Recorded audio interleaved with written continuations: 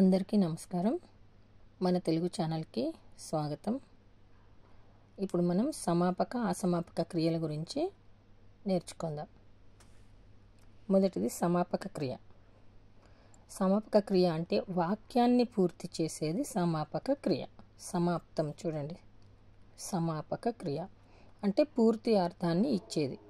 సమాపక క్రియ 5 విధాలుగా ఉంటుంది. ఒకటి భూతకాల క్రియ. భూతకాలం అంటే అయిపోయిన కాలం. తిన్నాడు అంటే నిన్న తినొచ్చు, ప్రొద్దున తినొచ్చు. అందుకోసమని భూతకాల క్రియకు తిన్నాడు అంటే అయిపోయింది. వర్తమాన కాలక్రియ. తింటున్నాడు. వర్తమానం అంటే జరుగుతున్నది. తింటున్నాడు, ఇంకా తినలేదు, తింటున్నాడు. భవిష్యత్ కాలక్రియ అంటే తినగలడు. రేపు లేదా రాత్రి తింటాడు, రేపు తింటాడు, ఇలా చెప్పుకోవచ్చు. తినగలడు.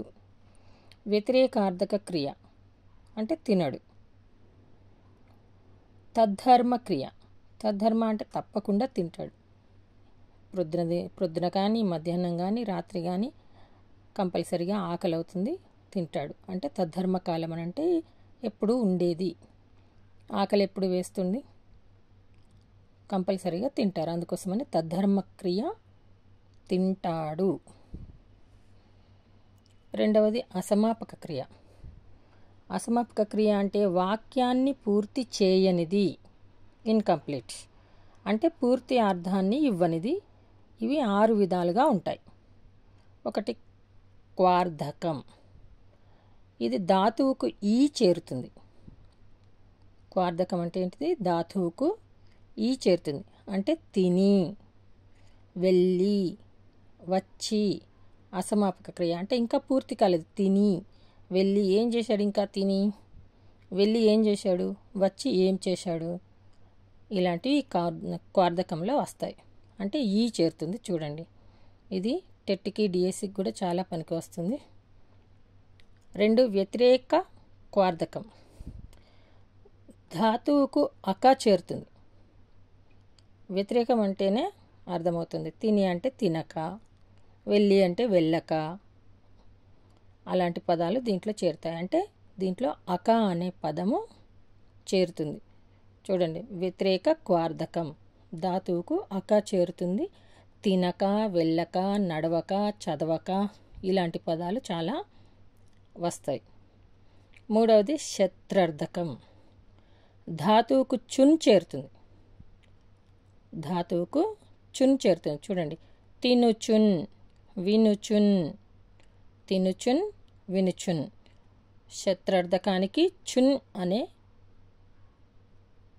పదం చేరుతుంది. జాగ్రత్తగా గమనించండి.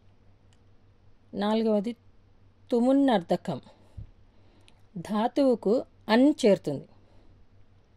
ధాతువుకు అన్ చేరుతుంది. తినన్, వినన్ ఇలాంటి పదాలు మనకి దీంట్లో కనబడతాయి. తుమున్నర్థకంలో ధాతువుకు అన్ అనే పదం చేరుతుంది. తినన్, వినన్. 5వది చేదర్థకం. ధాతువుకు ఇనన్ చేరుతుంది.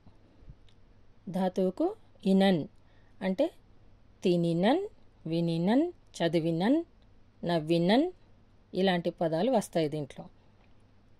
నెక్స్ట్ అనంత్యార్థకం. ధాతువుకు డున్ చేరు.